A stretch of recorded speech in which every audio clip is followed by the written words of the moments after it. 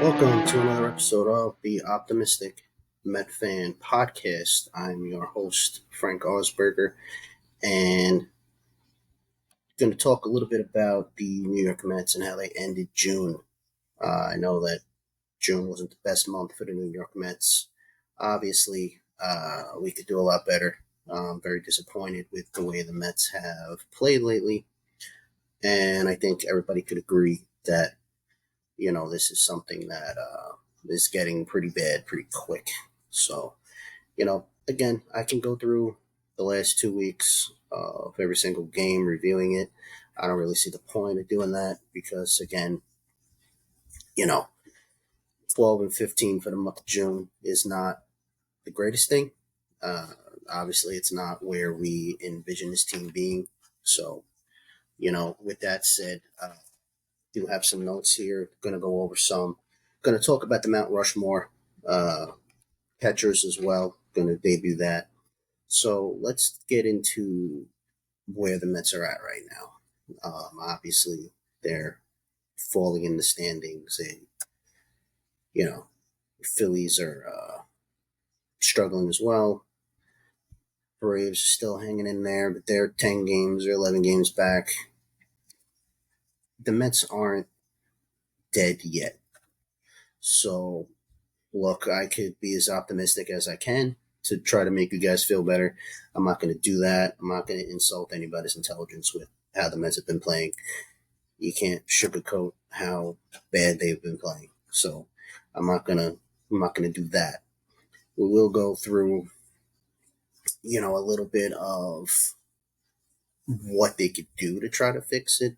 Um, you know, the brutal, honest answer to that would be there is no easy fix to what's going on right now. So you could say, okay, let's get rid of some of the young guys. Let's try to make a trade. Let's try to,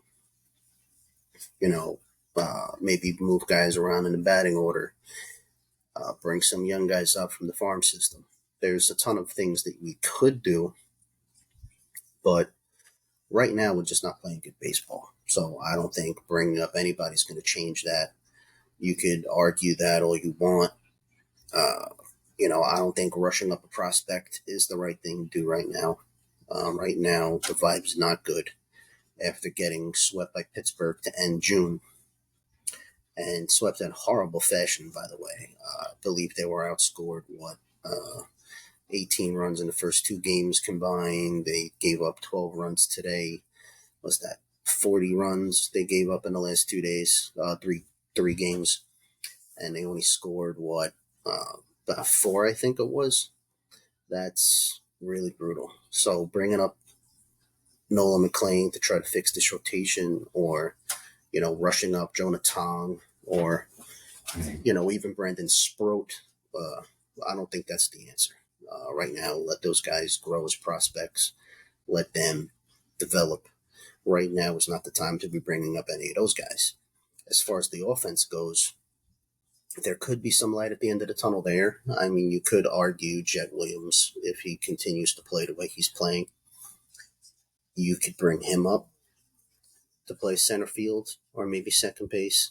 But right now, you could go up and down this lineup and nobody's hitting. So I'm not going to just, sugarcoat any one player saying that they're doing great as Lindor and Soto and Alonso and Nemo and even Jeff McNeil have been. Bottom of this order is just not getting it done. And there's just nothing you can say to change my mind on that. And I'm going to go through some of those numbers at the bottom of that order because it's been brutal in June. So actually, it's been brutal all year with these guys. So looking at going into June, or at the end of June, I should say, the bottom of the order is just not getting it done. So let me read you some of these numbers. It's actually really, really alarming and something that the Mets have to fix quick if, this lineup is going to succeed. You can't keep relying on the top 4 or 5 guys and then, be willing to live with the production that you're getting from the bottom of the lineup. as optimistic as I've been about this team, I kind of went on a rant with a couple of my friends in a chat that we have. Shout out to Jorge and to Hada. Uh, I know you guys always have my back with the Mets, but it's been pretty brutal. So, I kind of went off and said that this whole lineup has to change from 6 down to 9. We've got to make some changes to this team come the trade deadline. So I'm going to read you some of these numbers right now. Tyrone Taylor, I'm sorry. He cannot be our center fielder every single game or the majority of the games. He just can't. I know everybody loves his defense. I'm one of those people, but he's a fourth outfielder for a reason, okay? And right now he's getting exposed. That's just the brutal honesty of it. He's batting 219, and this was going into Sunday's game today. So as I'm recording this Sunday night, you see I have my Hawaiian shirt, my barbecue shirt on. Just got back from a great family outing. Thank you to the Maranzanos for that. But batting 219 with 2 home runs, 16 RBIs. He does have 9 steals, Tyrone Taylor. So I will give him credit on that when he does get on base, which is a rarity. He is a threat to steal a base, so I'm not going to completely knock him. But listen, his OPS is under 600. His OPS on base plus slugging is 596. That's awful. I mean, let's wake up here. He cannot play center field the rest of the season.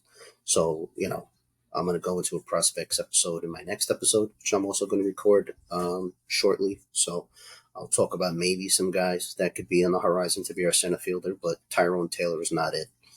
I'm sorry. This love affair with him being our center fielder got to stop, especially if we're going to turn this thing around. So that's one guy that I'll say. There's one guy that I'm thinking about changing.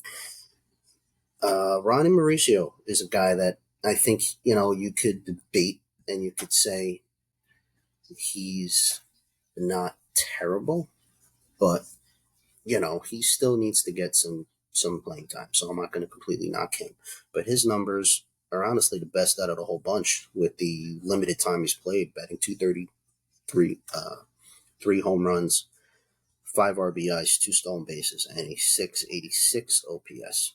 So a little bit better with him. I still think, we could, he should benefit from being in AAA right now. This guy was out of baseball for, over a year. So, can't really, say enough about how he should have not been up this soon. But again, I mean, we didn't really have a choice. That was kind of a tough call when Vientos went down. So you had to bring up Mauricio. I get it. Not knocking the Mets for that. But you see that he's still a raw talent. So he should not be starting at second base every day. As good of a talent as he can be with a team that has World Series aspirations, you can't have guys that, you're hoping are going to play good. You got to have solid guys, and Mauricio could benefit from playing every day in AAA. So until he gets his groove and learns how to work a strike zone and learn how to not to swing at every single pitch, it's just getting too much at this point, especially when the Mets aren't hitting. The next guy on this list that, in the bottom of the order, Mark Vientos is just having a horrible season compared to last season. I know sophomore jinxes are a thing, so I'm not going to completely give up on him. I do love him. I don't think that last year was a fluke. That 27 home runs during the regular season and 5 in the postseason, 32 overall is not easy to come by. So, not going to give up on Mark yet, but he's been batting 224 with 6 home runs and 21 RBIs and an OPS of 657. These are the guys in the bottom of the order. That's a problem. I could read off another guy, Terens, who everybody wanted to be the starting catcher. I did not. As much as Alvarez has struggled, his numbers were a little bit better. And you see it now that even Luis Terens is not an everyday catcher, and he's getting exposed at the plate. Batting 213 with 1 home run and 13 RBIs and a 600 OPS going into Sunday. Again, that's a problem. Can't have this guy batting eighth in your lineup doing this. This is not going to help the Mets offense at all get off this, horrendous slide that they're in. I don't even know what the answers are. So if you guys want to chime in and say that, I'm making excuses for this team, you can go ahead. But this bottom of the order, I mean, I could read you one more guy, and I think he's the guy with the most upside right now, and that's Brett Beatty, batting 233 with 8 home runs and 27 RBIs, with 3 steals and a 702 OPS. So at least that's showing you that he's hitting the ball hard, and he's, at least showing that he cares at the plate, at least working the count. He's showing growth. This is stuff that really needs to be, said, really needs to be changed. And again, I know a lot of guys like all these young guys, but, there was a reason why they brought Acuna down to AAA. Some of these guys might have to go back. I know that Vientos don't have any options. And I know Torrens, you can't do anything with him right now. But there's no reason why, Mauricio can't go back down. And I know the situation with Beatty is what it is. But I think out of that whole group, he's the one who you could at least see some upside, some growth, to be probably a nice piece to move around. He can play third, he can play second. And he just has quality at bats most games. I mean, yes, he's going to have his little moments when he doesn't hit. But, I guess you live with that defense that he gives you at third base. But these other guys, there's really been very little upside to having these guys in the bottom of the order. And the Mets are in a tough spot because you have this top-heavy lineup, but you can't expect those guys to carry this team every single game. So, again, I mean, this is going to be something that, Mendoza and Stearns, especially David Stearns at the trade deadline, is going to have to fix. And, we'll see. I mean, I don't know short fix what you could do that could fix this team. So, right now, we're sliding right now in the standings. We're not completely dead. It's not like we're 10 or 11 games out or 15 games out of first place. We're right there with the Phillies, who are also kind of struggling going back and forth. And it's going to be a seesaw battle with this team. It's going to be a dogfight with the Phillies for this division. I did say, though, maybe Met fans and even myself needed to be humbled in June because going into the season, I had said the Mets were probably going to compete for the division, but just fall short to the Philadelphia Phillies because we just didn't have the lineup depth. We didn't have the pitching depth, and that's starting to show. So as much as I love all these good stories, and we'll get into a few, we also had the injury bug in June that kind of killed us, and we'll dive into that right now real quick. Losing Kodai Senga was huge. Okay. That's where the slide started to begin. Right after that win against Washington in mid-June, that's when we had gotten swept by Tampa. That's when we had to go on that 10 games against Atlanta and Philly. And we just came back and got swept by the, in Pittsburgh to the Pirates. He was a big loss. Then you add in, even though he was struggling and being back and forth, you lose Tyler McGill. Tyler McGill would be 10 times better than Paul Blackburn and Frankie Montas. However, losing him, you hope we get him back at some point. And then losing Griffin Canning for the season to an Achilles injury, which was very unfortunate. Feel really bad for him. Get well soon. Canning, you were a really good Met while you were here. Hope that maybe we could reunite with him at some point when he gets healthy. It's going to be a while, though. Those Achilles injuries are tough. So we'll see with Griffin Cannon. Hopefully he comes back. I just feel really bad for the guy. That Achilles injury was just terrible. And, along with that, then you got, no options left with fixing this team because it's not like pitchers growing trees. So right now, pitching staff is hurting. Guys that you thought were going to be able to step up and be consistent, guys like David Peterson, he's starting to slide a little bit. That's a lot to ask David Peterson to be the ace after all these guys get hurt. So he got to be feeling it. I know I would. Like, man, I really got to put my best effort in there. And sometimes you have a bad inning and then it implodes, and that's what's been happening with this team. It's one inning that kills this team. They're in games, and then, this Pittsburgh series, it was just the whole series. They just stunk. So I'm not going to say that it was one inning with those games, but you can pinpoint that 10-game stretch. I had said this. There was 2 games we could have won, and we could have went 5-5 against Philly and Atlanta and made it look a little bit better, and we didn't. So, with that said, just a really bad time to be doing this. I know that, last year, this was around the time that we turned it around last season. So there's still hope with this team. I'm not completely down on it. Usually I'm trying to give you guys some optimism and some hope, but and I did laugh at that. A buddy of mine did text me, and he's like, Frank, tell me something, man, because this team is killing me. I need your positivity. I need you to give me something. I will say this.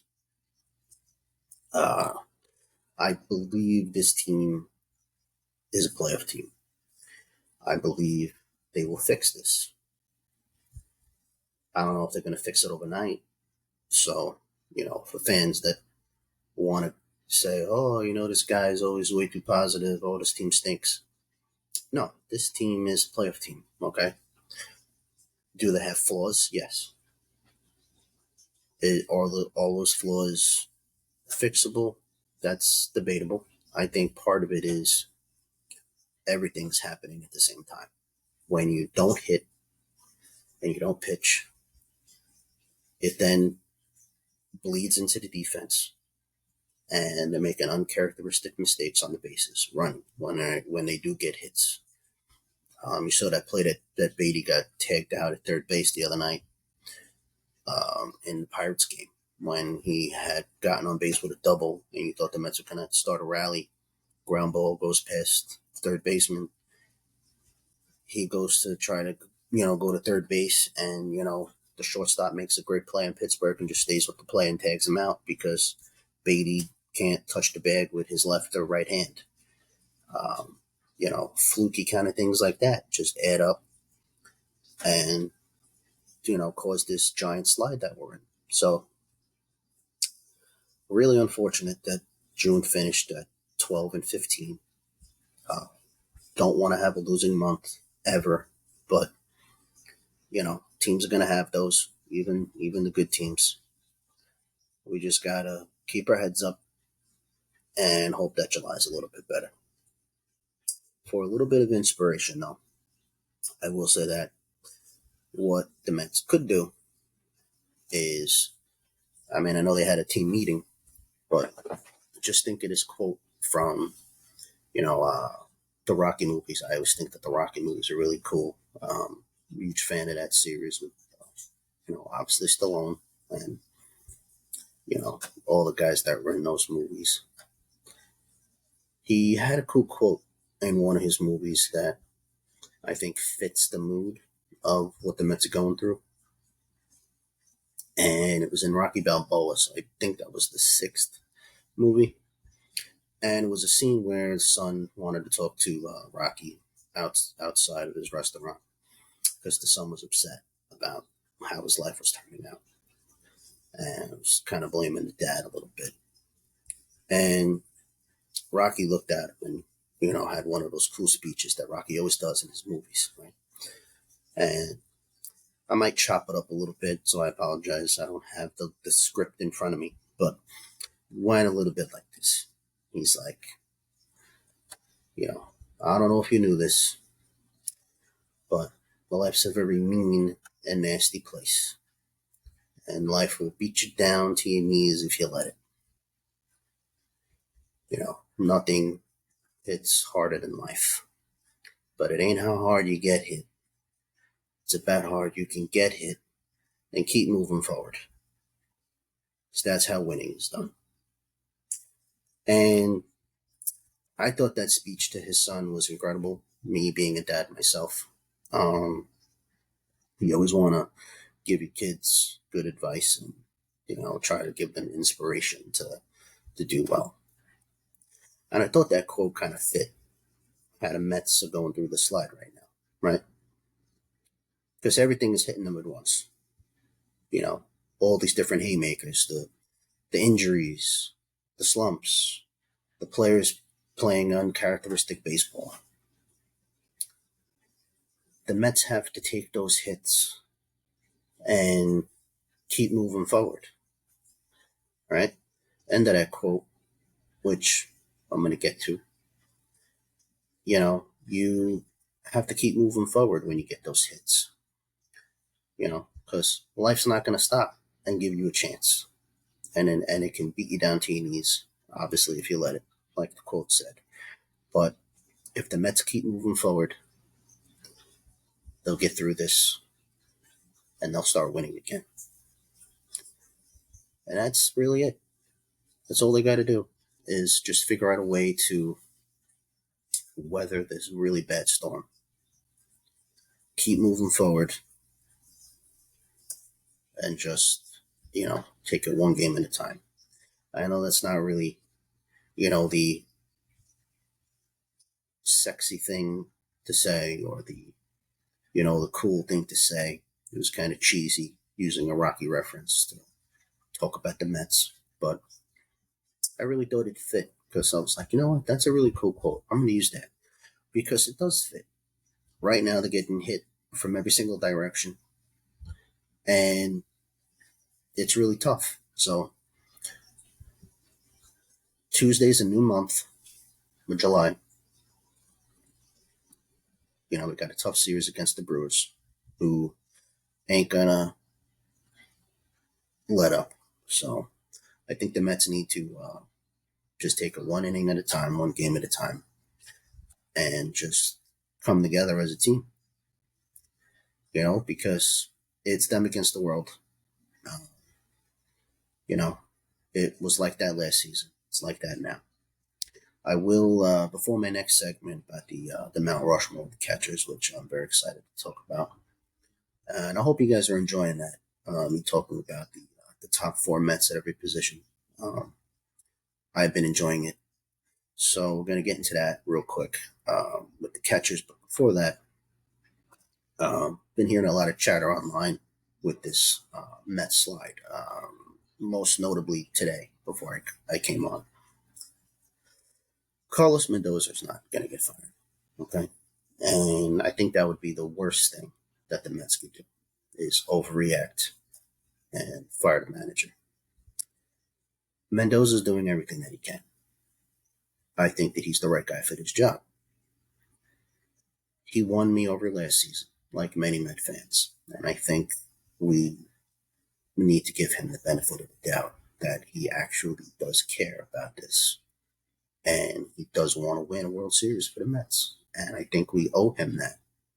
Because when he first got hired and came in last season, myself included, I said, oh, another guy that's going to be here for a couple of years and he's not going to do nothing. The Mets aren't going to win. And what the hell are the Mets doing?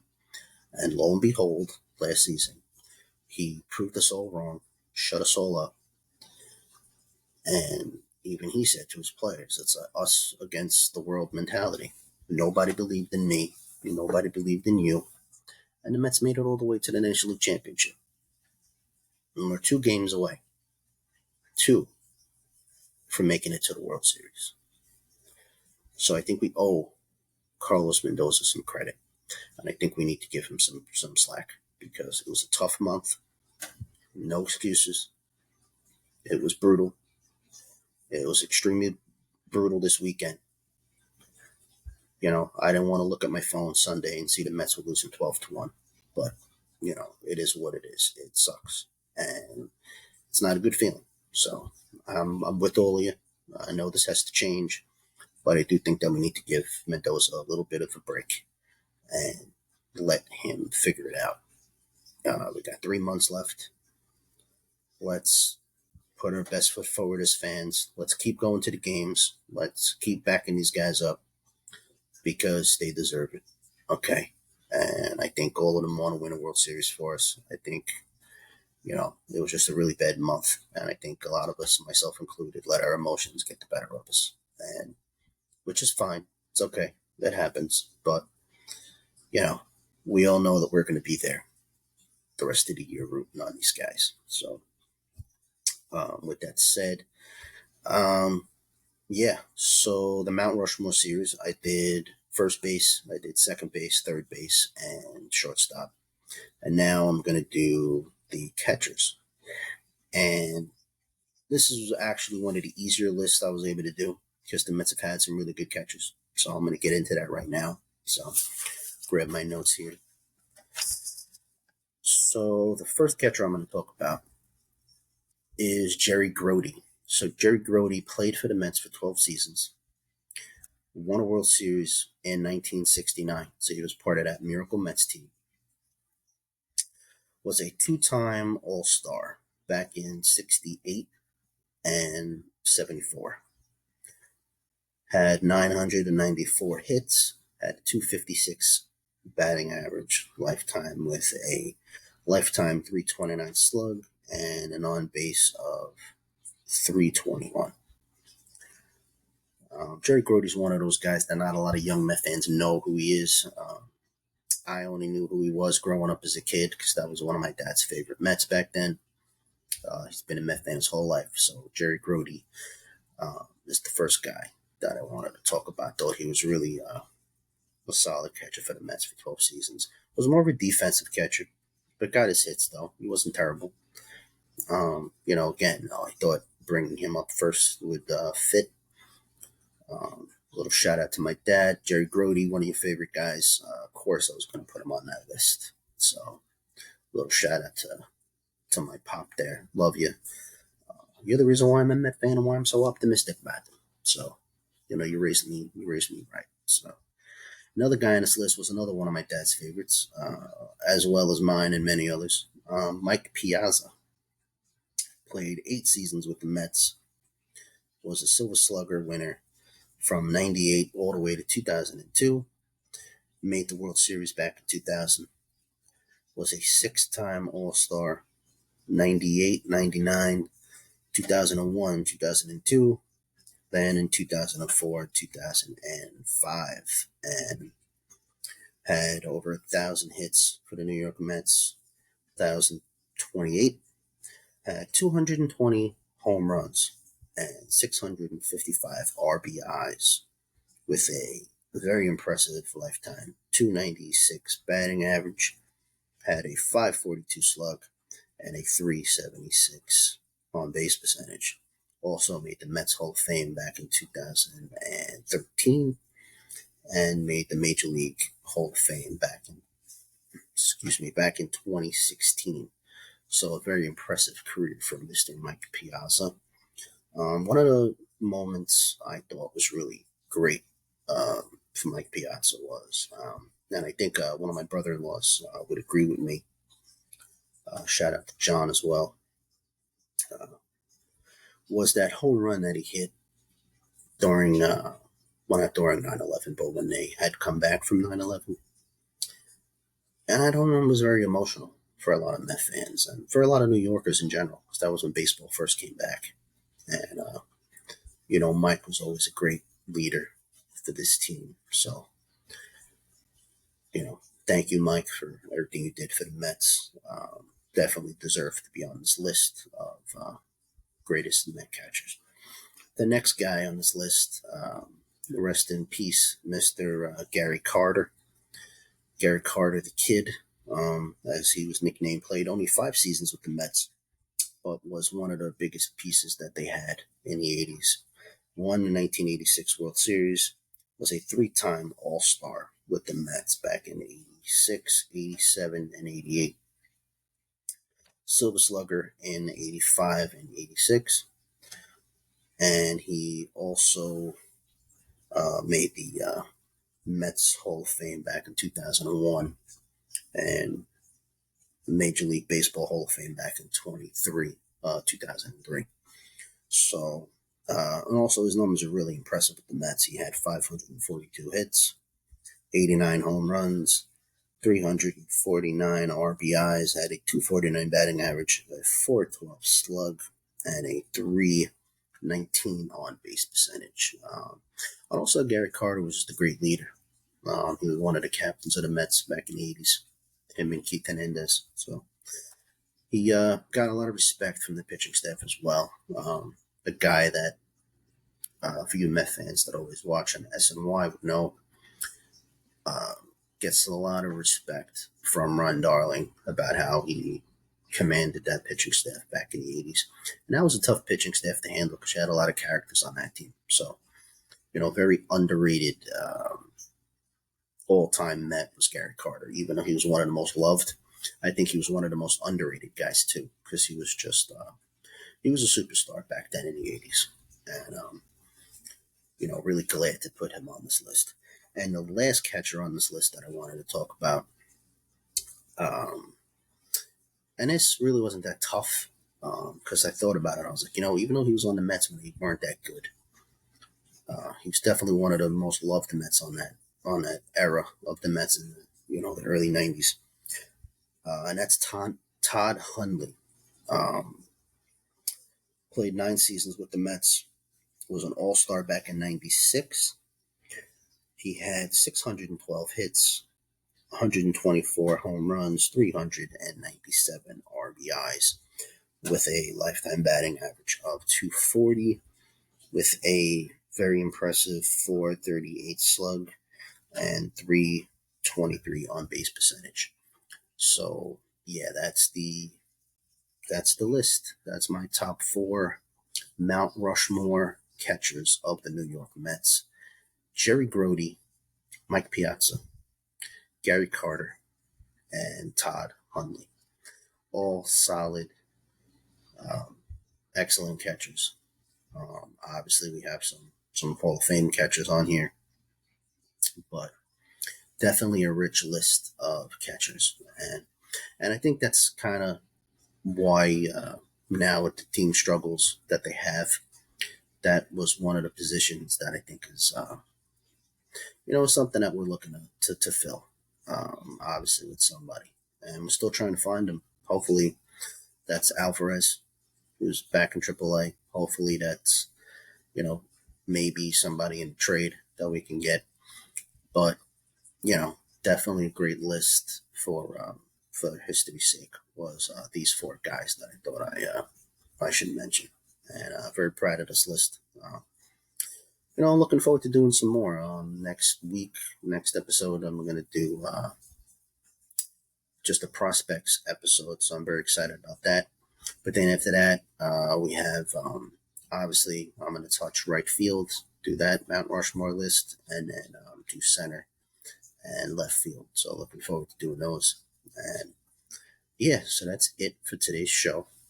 I'll be doing another episode about the prospects. So very excited about that. Going to talk up and down the farm system. Very exciting. So yeah. So like always, hit that like button, hit that subscribe button, and you could also follow me on TikTok and Instagram at Optimistic Met Fan.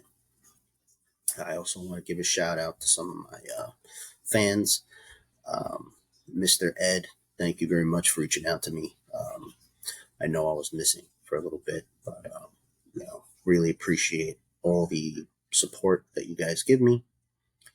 And you could also watch full episodes on my YouTube channel as well, Optimistic Met Fan. So look forward to continue to grow and go on this journey with you guys.